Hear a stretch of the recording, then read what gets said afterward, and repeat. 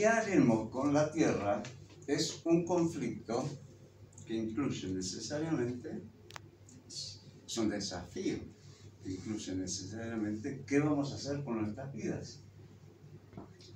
Entonces, este tema del problema ambiental, obviamente ya incluso expresarlo, vieron que uno busca alguna excusa o tener cuidado para no lastimar a nadie, para no lastimar los intereses económicos, políticos que existen, entonces claro que es un problema.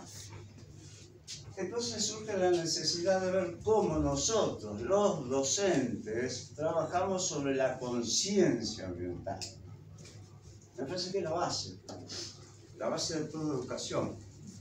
Transformarnos y tener una conciencia ambiental que le dé soluciones a estos problemas. Creo que ya tuvimos la parte histórica y yo, bueno, está para los especialistas. Yo tengo que hacer una breve reseña. Me sirvió ayer recordar un libro de Galeano, que yo lo tengo realmente en la mesa de luz porque es conocido, creo que es querido por todos nosotros, pero en tiene párrafos, entonces medio como que todas las noches podés leer un párrafo y descansas en paz. Se llama Espejos y con el título de La fundación de la ecología, Galeano nos cuenta de Humboldt y transcribe a Humboldt y nos explica cómo ya los europeos habían hecho mucho daño en nuestras tierras. Lo cuenta talando bosques, lo cuenta la consecuencia de eso, lo cuenta diciendo cómo los ríos han perdido sus caudales y cómo cuando llueve el agua arrasa toda la tierra porque ya son torrentes. Es decir, ya vemos en esa época cómo este tema preocupaba y ocupaba a muchos. Después, también ayer lo cité porque es importante, porque es conocido o tenemos que conocerlo, que Hans Jonas y su libro, más Principios de Responsabilidad, ya nos lleva, ya nos ayuda a esta conciencia ecológica. Y nos habla de la heurística del miedo. Ayer yo hice una referencia con la inundación, porque me pareció oportuno, pero en este momento lo único que les quiero decir, para respetar a mis colegas y el tiempo, es que hubo muchos seguidores del actual norteamericano, Peter Singer, pero no lograron ningún tipo de respuesta, y ustedes lo saben. No se firmó, los países que realmente manejan y los países que pueden solucionar el daño ambiental no se pliegan a la normativa existente. Me acordé de algo muy bueno que pasó, que me enteré ayer, que es porque ayer nombré, cuando ahora me refiero un poco al derecho, al nuevo derecho, ayer nombré el caso de Sandra, la elefanta, que después felizmente en sus últimos días fue en Brasil, gracias a que dos colegas, dos abogados que viven para defender los derechos de los animales hicieron un amparo. Quiero hablar del derecho, pero como instrumento, como fuerza social transformadora. Ese derecho que a veces nos cuesta a nosotros en este país, por problemas religiosos, optar no para que las mujeres vayan a interrumpir su embarazo, pero sí para que la mujer pueda optar, para que la mujer sea libre. Ese derecho, visto así, en este tema del ambiente, nuestro derecho, nuestra Constitución, desde el año 1924, fue tomada como de avanzada y consagró en un artículo el cuidado del ambiente y habla, ese cuidado lo proyecta a las generaciones que vienen. Y está bárbaro, pero es un poco como nos educaron a nosotros. Es un poco siempre en nuestro ombligo, es un poco en el humano. Este nuevo derecho que es latinoamericano, que nosotros en la jerga de los abogados lo llamamos el derecho andino, es de Ecuador, consagrado, 2008 y 2009.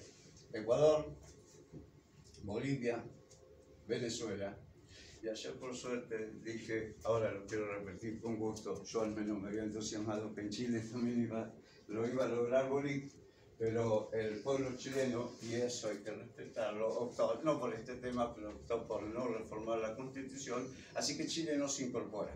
Pero esto es bueno saberlo. ¿Por qué? ¿Tenemos los derechos? No. ¿Hay que ser abogado? No. Siendo docentes, tenemos que saber que, hablando de ambiente, acá yo estoy con gente a la que quiero escuchar, vengo a escuchar para aprender.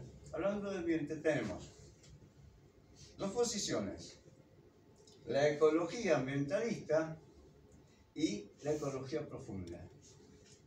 La ecología ambientalista nos hizo ver que somos los humanos los titulares del derecho, somos sujetos de derechos. Ayer dije una verdad también y la repito con gusto, porque yo fui a estudiar en Buenos Aires, si hubiera dicho que los animales tenían derechos, me decían, andar, te equivocaste, tenés que hallar veterinaria en la facultad de derecho. Esto, y de acuerdo a nuestro derecho, salvo los fallos que son bienvenidos, nuestro derecho nos sigue viendo así. Bolivia, Ecuador, Venezuela, no. Le dan derechos a todos los seres vivos, humanos y no humanos. ¿Sí? A la flora y a la fauna. Ahí nos incluyen incluso nosotros. Nos incluyen en la fauna. ¿Cómo corresponde? La naturaleza con derechos. Ahí está el principio de alteridad. Ahí está lo que necesitamos. Educar nuestra mirada, gracias a Escliar, educar nuestra mirada y llevarlo a este tema. Ver realmente a ese ser vivo sintiente. También ayer me sirvió lo de Santo Tomás, porque todos hemos tenido la misma educación. Entonces Santo Tomás decía, no le hagas daño a este gato. ¿Cómo no nos damos cuenta que realmente sienten? ¿Cómo nosotros los humanos no nos damos cuenta cómo los dañamos?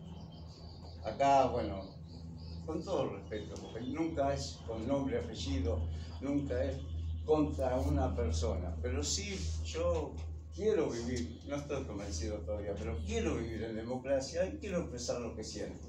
Yo quiero vivir en una ciudad en que convoque, como convocaron a 25.000 ciudadanos por doma y folclore, pero me encantaría que convoquen a 50.000, pero sin la doma.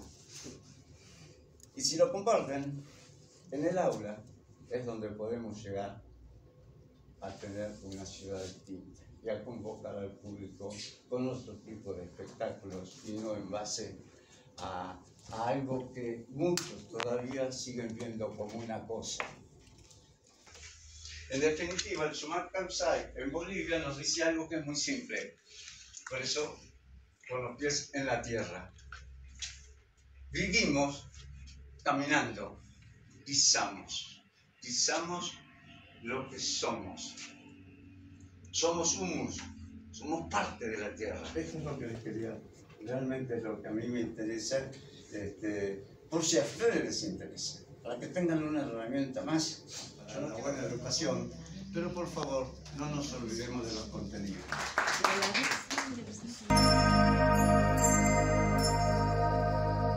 Acá en Sierra Valla tenemos dos lugares donde pertenece, donde todavía no se ha degradado, ¿sí?, la flora autóctona, la flora nativa, que es el Cerro San Cayetano y el Cerro Largo. La problemática del Cerro Largo, que al estar más en altura, es como más abierto al viento, no tenemos plantas en altura, tenemos más lo que serían, ¿sí?, los junquitos más bajos. Esta foto es sacada de ayer del Cerro Largo, no, perdón, del Cerro San Cayetano, y aquella también. Tenemos la paja blanca y la paja vizcachera. La paja blanca es una espiguita también que es como una cola de zorro, pero más chiquitita. Tenemos la cola de zorro, que es la tradicional. Esta foto, por ejemplo, ayer me la mandó Marcelo, ¿sí?, que es del faldeo de lo que se hace de las canteras de destape. que está tan lleno acá en lo que es la zona de Sierras Bayas como en la zona de Sierra Chica. Vuelve a crecer, ¿sí? Todo lo que serían las plantas nativas en el faldeo de las sierras. Tenemos el pasto crespo, que generalmente todas estas plantas gramíneas son perennes, es decir que durante todo el año están, pero florecen según distintas épocas del año. El pasto crespo. Después tenemos el espartillo, ¿sí? Que es un pasto muy resistente, que lo estamos viendo mucho en los campos porque es un pasto que aguanta el pisoteo de los animales y además sirve de alimento, ¿sí? Para el ganado vacuno. Pusimos también las totoras, que si bien no es autóctona solamente de esta región, sino que de toda América Latina, porque en las costas, ¿sí? de los arroyos y lo que serían las partes bajas, tenemos muchas totoras en la parte de Olavarría.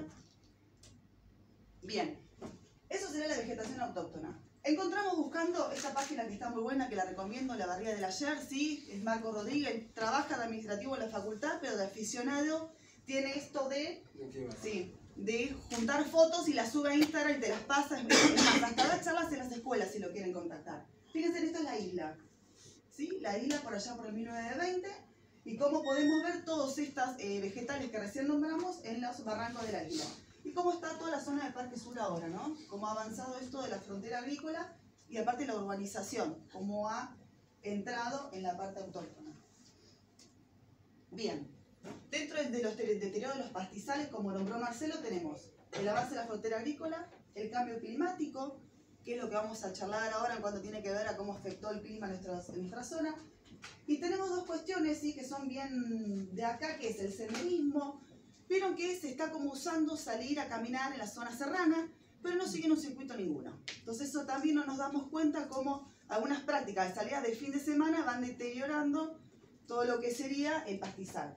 Y bueno, y los basurales, del senderismo y los basurales, sí, los va a charlar Cassandra más adelante.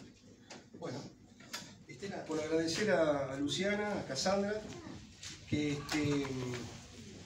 hemos venido trabajando ya hace unos cuantos meses con este tema, la extensión del pastizal pampeano. Un pastizal pampeano que en la actualidad, ¿no es cierto?, solamente tenemos un 20% o tal vez un poco menos de ese pastizal pampeano que nosotros veíamos, ¿no es cierto?, y leíamos y nos habíamos acostumbrado a analizar, ¿no es cierto?, cuando estudiábamos por allá en la década del 70. Y bueno, y nos encontramos, ¿no es cierto?, hoy el productor hace poco verdeo, poca pastura, y obviamente el animal tiene que estar pastando, comiendo, ¿no es cierto?, parte del pastizal. A su vez, ¿no es cierto?, hemos tenido una situación de fuerte impacto, ¿no es cierto?, a partir de la década del 80, con el monocultivo acá en la zona centro de la provincia de Buenos Aires, donde a pesar que las tierras, ¿no es cierto?, los suelos no son tan fuertes como en el sudeste de la provincia, hemos tenido un excesivo cultivo de soja, ¿no?, que lo que ha posibilitado que parte de ese pastizal se ha transformado en suelo, ¿no es cierto?, para el monocultivo. Y bueno, y han aparecido otros ingredientes, ¿no es cierto?, que es la fuerte fumigación que estamos sufriendo. Ya lo hemos visto, lo hemos denunciado, ¿no es cierto?, en Villa Mi Serranía, acá mismo en Sierras Bayas, en Colonia San Miguel, en Colonia Hinojo, no solamente con los aviones, sino también con los mosquitos, ¿no es cierto? Al pastizal y al faldeo de la sierra se encuentra que, ¿dónde está la vizcacha? ¿Dónde está la murita? ¿Y dónde están determinados roedores que han prácticamente desaparecido? Esto es una cuestión real, te lo dicen los mismos campesinos, lo que está sucediendo, pero hay otros ingredientes que nosotros lo que vamos a estudiar y lo que vamos a desarrollar, que es la variabilidad climática que ha pasado en el centro de la provincia de Buenos Aires. Pero cuando encontremos esta situación de degradación del suelo, nos vamos a encontrar que hay un elemento que no lo hemos tenido en cuenta de los olavarrienses, que es la continuidad del viento que está soplando en los últimos 15 años en Olavarría. No es casualidad que una empresa ligada a Techín próximamente va a ser un parque eólico acá a 40 kilómetros en Santo Domingo. Entonces, bueno, hay cosas que los profes de geografía van a sentirse sorprendidos con los datos que le vamos a dar. Eso no está en el Registro Meteorológico Nacional, o sea, no está dentro de la base de datos.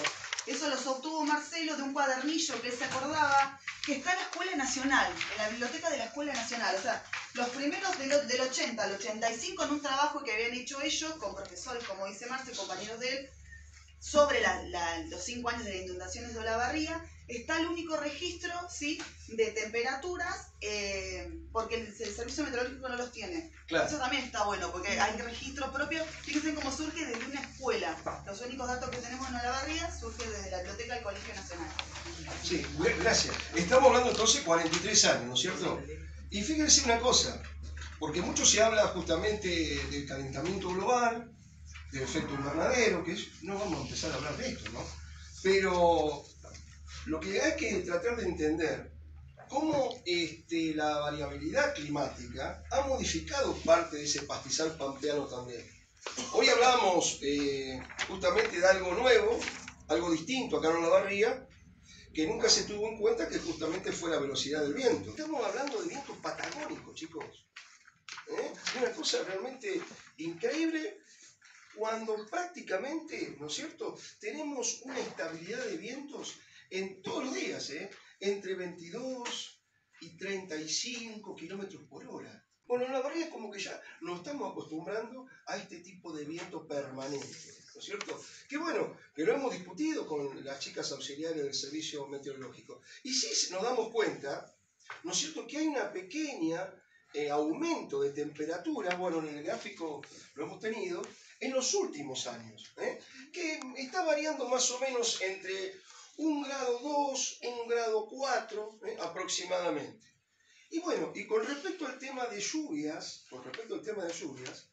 hemos notado que en los últimos años estamos teniendo estaciones muy marcadas, porque de repente está lloviendo mucho. Bueno, nos pasó en el caso, ¿no es cierto?, del 80. Fíjense en el 80, lo que nos pasó justamente en el mes de abril. Fíjense en el cuadro, y de repente nos cayeron 500 milímetros de golpe.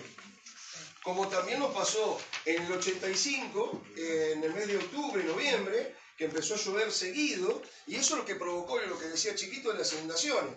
Que bueno, es realmente un tema muy importante para los olavarrienses, que el arroyo Tapalqué, algo muy chiquito cuando vemos el cauce, provocó semejante desastre, una catástrofe fue para la ciudad de Olavarría. Algo similar le pasó con el arroyo Azul, ¿no es cierto?, a los azuleños, ¿no es cierto? Bueno, y esto marca, para ir ya achicando, ¿no es cierto?, que no solamente el hombre está transformando el pastizal pampeano, sino también estamos hablando de una variabilidad justamente climática, una variedad climática que se está dando precisamente en el centro de la provincia de Buenos Aires. Hemos estado trabajando también con gente del Instituto Hidrológico de Llanura, hace muy poco tiempo, estuvimos en Azul, y bueno, y ellos nos decían algo parecido, si bien ellos tenían datos un poco más acotados, de 20 años, pero bueno, cuando le empezamos a mostrar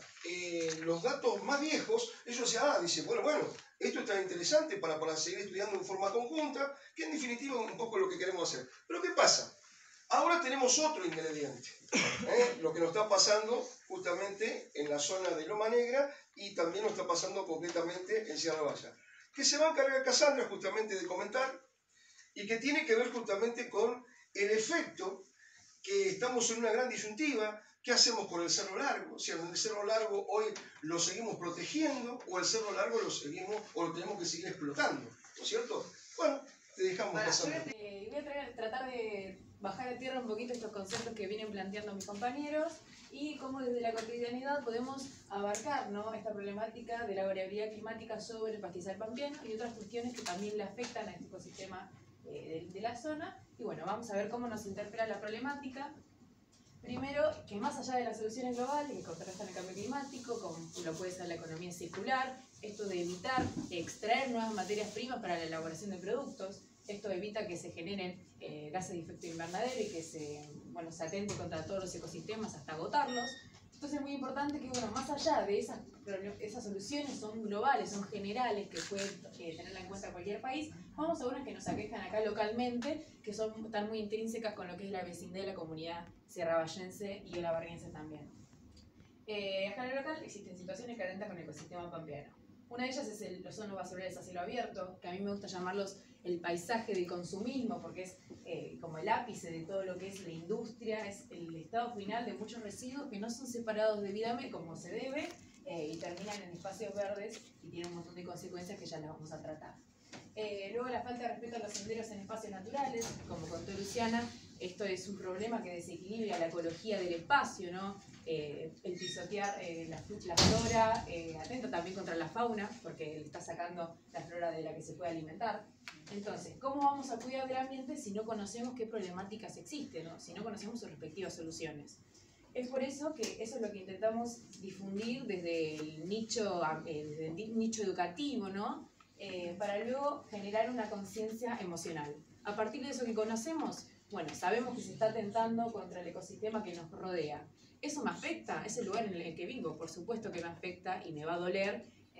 Y a partir de esa dolencia, de ese sentimiento con el espacio que nos rodea y nos circunda, vamos a intentar cambiar esa realidad, tener una conciencia activa, que es lo que yo realizo con un grupo de jóvenes acá en el Partido de la Barría. El plugin es un concepto, como un concepto conservacionista. Esta es una foto que tomamos en la limpieza del basural de San Cayetano, que es un lugar donde también tiene todavía ejemplares de flora autóctona y pastizal pampeano.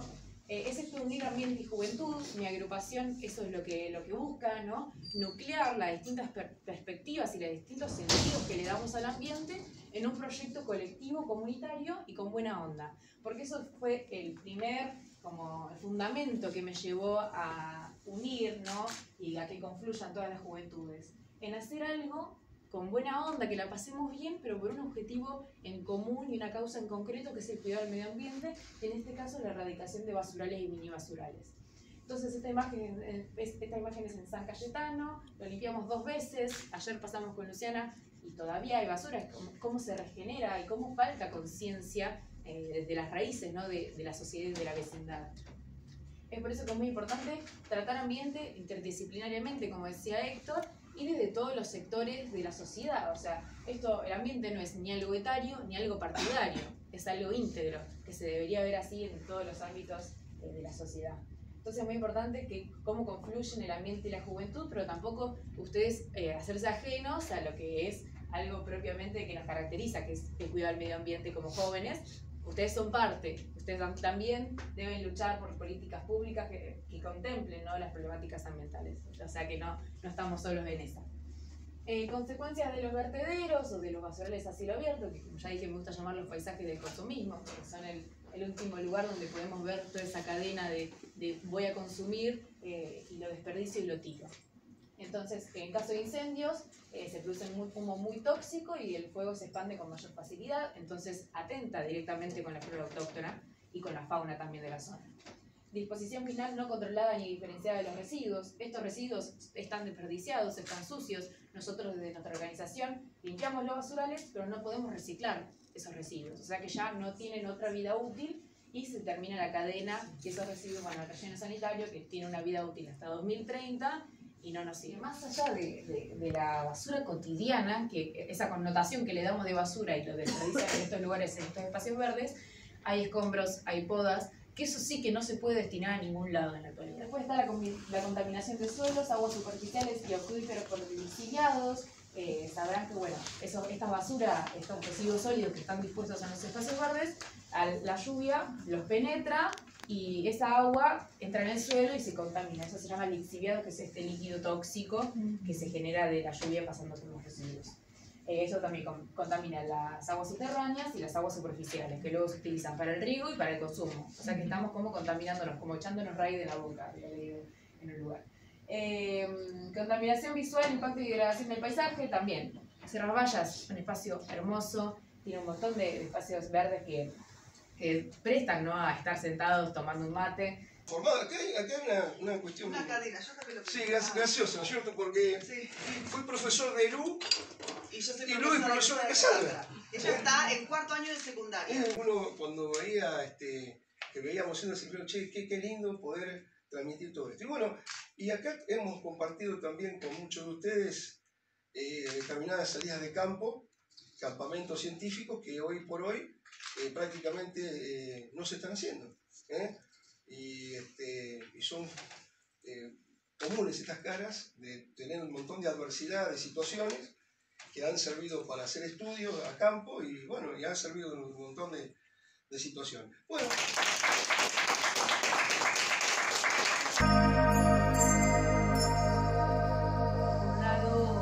Tiene una característica muy importante que es la presencia de un animalista que estamos acá presentado, que se llama Yo Pregunto y Tú Respondes. Y acá Clarita tiene su responsabilidad más importante y yo la acompaño en esta cuestión del taller que vamos a llevar a cabo. ¿Querés decir algo más? Nada, simplemente que disfruten este momento. Todos los que trabajan con niños, jóvenes y adultos también, no solamente para la primera infancia. Bienvenidos todos y a disfrutar entonces.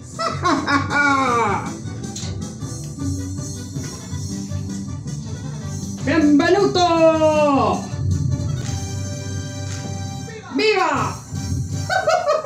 Bienvenuto a este programa televisado para todos nuestros canales de Latinoamérica y del mundo también, Anita, Io sono Don Rosendo, conductor qualificato, perché io pregunto, tú respondes. Hoy estamos en vivo en Argentina, en la provincia de Buenos Aires, en Sierra Valla Partido de Olavarría, rodeado de belleza e historia, siendo parte de las segundas jornadas argentinas de geoturismo. Este programa está auspiciado por una cantidad muy importante, pero fundamentalmente yo me voy a dirigir al Instituto de Formación Docente y al LOMPE, porque muchos de los que estamos acá conocemos esos lugares y bueno, estamos auspiciando fundamentalmente el LOMPE, el lugar de valerse de la memoria pedagógica. Es un sponsor que no tiene plata, Tampoco. No. Y por supuesto todo lo que se ha relacionado con el geoturismo, con series, también por supuesto a la cabeza, y con Cecilia Alves, que nos brindó este lugar tan histórico y tan importante como ese que estamos hoy acá. Exactamente, este es un programa de televisión de preguntas y respuestas. ¿Están preparados? Yo te quiero decir que los premios para los ganadores del concurso de hoy no son en efectivo, no. Porque el mejor regalo que podemos darles hoy, ¿saben cuál es?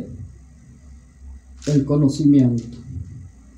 Y la concientización, en este caso, del cuidado del planeta. Además, no hay presupuesto para los premios tampoco. En el marco de la segunda jornada de geoturismo, este programa justamente busca eso, concientizar, informar de la manera bien dinámica y divertida acerca de la educación ambiental con un títere. Buscamos promover la importancia de las pequeñas acciones. Es el objetivo de este programa de educación ambiental, con conceptos y acciones maravillosas que van a tener que saber porque aquí se va a poner a prueba el conocimiento de cada uno.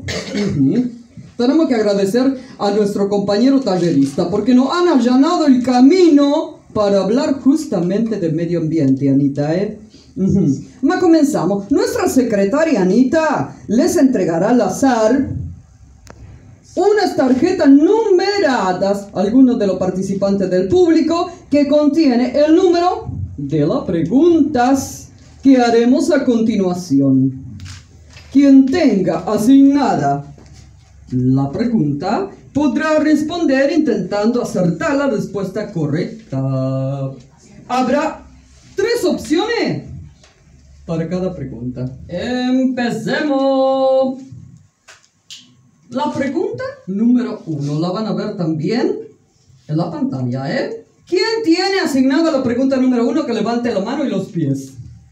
Bueno, Claudia, ¿está preparada? Sí. Su pregunta es la siguiente.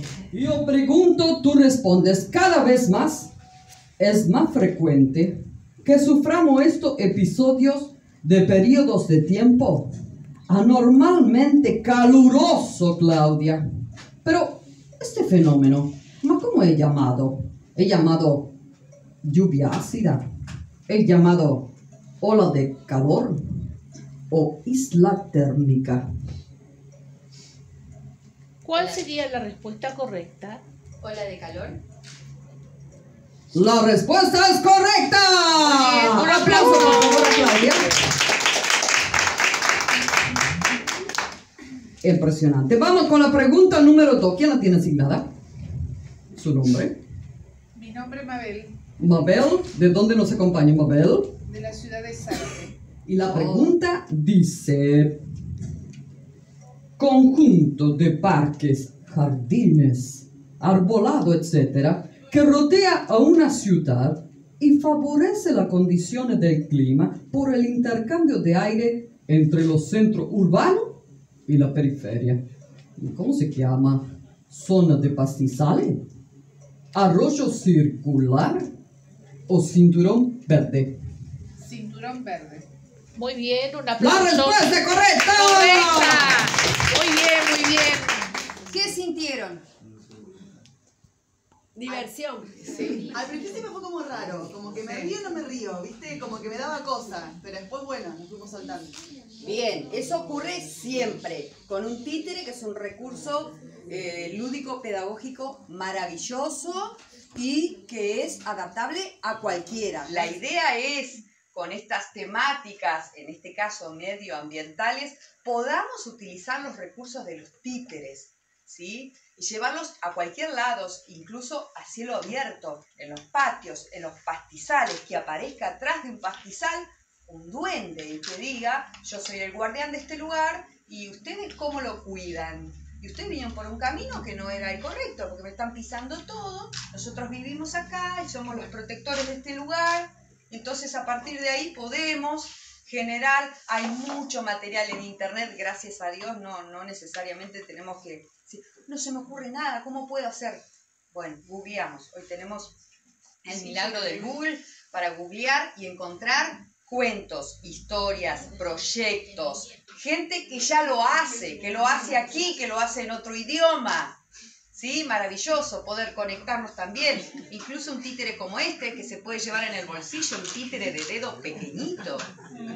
Que al principio vamos a ver que es un dedo y el niño va a explorar y dice: vos lo movés, vos hablas. Y después motivamos la imaginación de los niños. Podemos, además de estos duendes, de estos protectores, los animales hablan.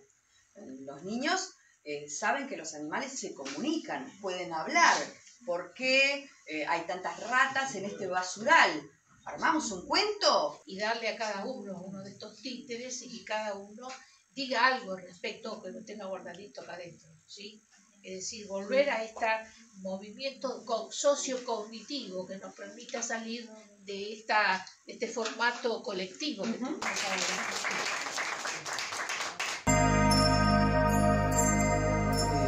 Yo soy Flavio Maldonado, los dos somos diplomados en Educación para la Conservación del Territorio, un programa de UNICEF que trabaja justamente en el territorio, que tenía que ver con esta primer filmina, que es el territorio que hoy nos convoca, que es el geoparque en formación o el intento de formar un geoparque en lo que es la ciudad de Olavarría.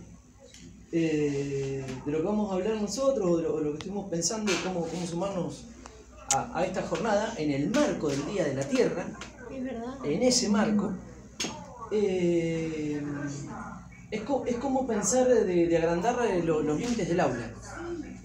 Nos encontramos, hoy Marcelo lo dijo, nos encontramos con escuelas y con docentes que no tienen miedo de salir afuera, tienen miedo de romper esos límites y se quedan con lo que puede brindar un docente y no utilizan el recurso, que el recurso es el recurso natural, el recurso comunitario que está ahí. Cassandra lo utiliza muy bien, que está ahí para ser explorado. Pero además de ser explorado, te permite situar la educación y contextualizarla en un espacio puntual. Y en este pequeño dibujito es que nosotros cuando éramos chicos, o yo en particular en mi trayectoria educativa, y salíamos de viaje o venía alguien a visitarnos a la escuela y era todo un acontecimiento, pues se trabajaba un montón y era todo algo vivencial y motivacional, porque también a uno lo motivaba. Lo cual no quiere decir que esté bien, que salir afuera sea lo único que hay que hacer para poder motivar a los estudiantes, No, las clases deben ser motivacionales, pero sí es un quiebre, un punto que se puede trabajar en la educación. Y los contenidos que se enseñan en ciencias naturales, que implican un recorte, también hay que ponerlos en relación permanente con el ámbito científico y cultural, porque justamente un geoparque, lo que entendí es que no es solamente científico, sino que tiene que ver con la cultura del espacio. Es lo que entendí un geoparque, después de leer mucho, que está atravesado o puede ser un contenido transversal para la educación. Y en ese contexto, lo que nos marca la Ley de Educación Ambiental, recientemente sancionada, es que estos contenidos transversales, no solamente abordar transversalmente los contenidos de educación en el territorio, sino también la conservación del patrimonio cultural y natural. Lo que hablaba hoy Héctor, que hablaba de la calidad de vida, esto es lo que está intentando esta ley, es de mejorar la calidad de vida a través del uso sostenible de los recursos. Que todo esto se pone en tensión justamente en estos ámbitos, con estos territorios. El diseño curricular para educación primaria, trabajar con indagación, y que genere un vínculo con la continuidad de los aprendizajes, que no sea solamente la salida, que quede algo contextualizado y que sea parte de la secuencia de enseñanza. Así es que nos vamos a la escuela y para plantear una salida es como también plantearse esas preguntas. ¿Qué sentido tiene para nosotros hacer esa salida? ¿Qué sentido tiene para los estudiantes si nos vamos a involucrar en el desarrollo de la salida educativa? Muchas veces nosotros le planteamos al estudiante y ni siquiera le comunicamos a dónde vamos pretendiendo que sea un factor sorpresa. Vamos a sorprenderlos, vamos a un determinado lugar. En realidad se pierde todo un trabajo que es riquísimo, que es que los chicos pueden explorar, tienen vivencias sobre esos espacios, vienen acá a Sierras Vallas, y quizás las preguntas que se puedan desarrollar por parte de los estudiantes son mucho más ricas si trabajamos con ellos permanentemente en el desarrollo y también los comprometemos en la salida. Por eso acá una forma de clasificarlas es que sean motivadoras, que sean de contexto o de investigación, que es la que nos vamos a plantear nosotros, que vamos a proponer una metodología, y yo lo puse en rojo porque las tres cosas también pueden darse. O sea, no es que una cosa excluya a la otra. Está buenísimo que motive, está buenísimo que sea un lugar donde uno pueda observar el contexto, pero está buenísimo también que sea un lugar de investigación. Y ahí es donde le proponemos, que ahora le dejo la palabra a Nati, le proponemos la educación ecológica en el patio de la escuela, que es un método de interacción, y ahí te solté. Bueno, ya en nuestro país, un docente de apellido Iglesias recuperaba una serie de estrategias del pasado que tienen que ver justamente en educación, que tienen que ver justamente con la enseñanza fuera del aula. ¿Sí? Era una persona que salía con sus estudiantes a recorrer los campos, a vivenciar, a enseñar de esa manera. Para el siglo XVII también era una metodología muy utilizada en Alemania. Y acá vuelvo a Martí. Y él dice estas dos cosas, que hay que darle el valor a los libros y a la observación y el contacto. Por eso vamos a citar que puse de él, que dice que en campos como en ciudades hay una urgencia de sustituir al conocimiento indirecto, que es el que nosotros practicamos desde el aula a través de un libro, y estéril de los libros, no estando en contra de los libros, pero se entiende, ¿no? La idea. El señor Peter Fessinger es un educador, ecólogo, que fue quien retomó todas estas ideas, ¿sí? De la EPE para precisamente empezar a darle valor a la enseñanza en el entorno, a los comportamientos que vemos afuera y vivenciar ciertas experiencias que tienen que ver con la empatía, la cooperación y el altruismo de lo que nosotros estamos viendo. Ahora bien, el ciclo de indagación. Están aquellos que consideran que el método científico se puede aplicar solamente en ámbitos académicos, propiamente dicho, que hacen investigación, y aquellos que dicen que se puede aplicar a todos lados. Y después estamos nosotros ahí, un poquito en el medio, que no estamos ni de acuerdo con uno ni con otro, sino que consideramos que se puede hacer ciencia en cualquier lugar, en cualquier espacio, a través de un ciclo de indagación. Y voy a ir, ¿cómo es este ciclo? Es similar al método científico, pero tiene algunas salvedades, ¿sí?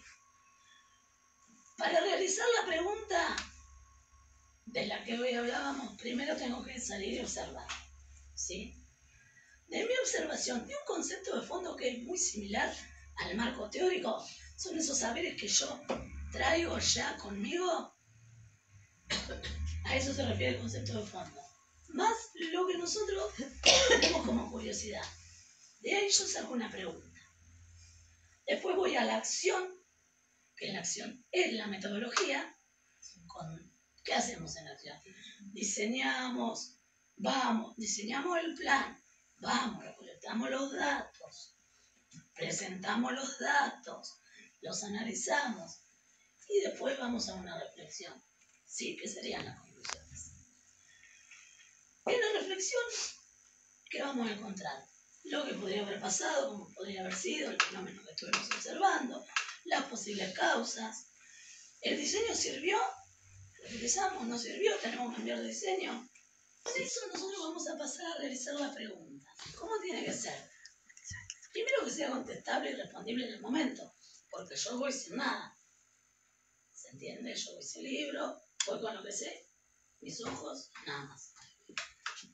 Entonces, para poder hacer una pregunta de ese tipo, nosotros tenemos que cuestionarnos esto. ¿Qué es lo que estamos midiendo? ¿Qué información vamos a registrar? Pero recuerden esto, ¿qué estamos midiendo y qué información vamos a registrar? Estas son las pautas para poder realizar la pregunta. Tenemos que tener en cuenta que tiene que ser contestada y no más, a primera mano, lo que veníamos hablando. Entonces, las palabras interrogativas que yo tengo que utilizar para poder realizar la pregunta son estas. El cómo, el cuál, es el cuánto. No puedo preguntar por qué.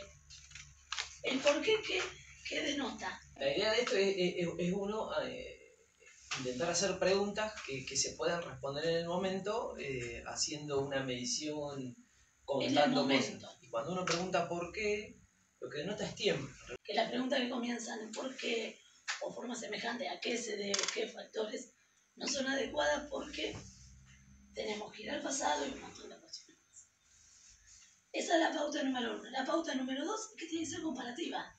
Yo tengo que tener en claro qué comparo con qué. Porque aquella pregunta que nosotros que vemos que no tiene comparación, ¿qué es lo que sucede? Vamos a perder información. Las reflexiones no van a ir más allá de los datos. O sea, no puedo reflexionar en nada. Voy a ver los datos y ¿qué digo? Si no estoy comparando nada. Bueno, en la tercera pauta que sea seductora. ¿Cómo hacemos para que una pregunta sea seductora? Y que a los chicos les sea curioso, para que les interese investigar o ir y medir todos los días, a ver si la planta con compost crece más que la planta que no le puse compost, por ejemplo. Necesitan educadores y ciudadanos que se comprometan con la crisis ambiental, porque necesitamos formar gente para lo que viene. Prepararnos para lo que viene, que va a ser duro. Eso. Bueno, gracias. Pero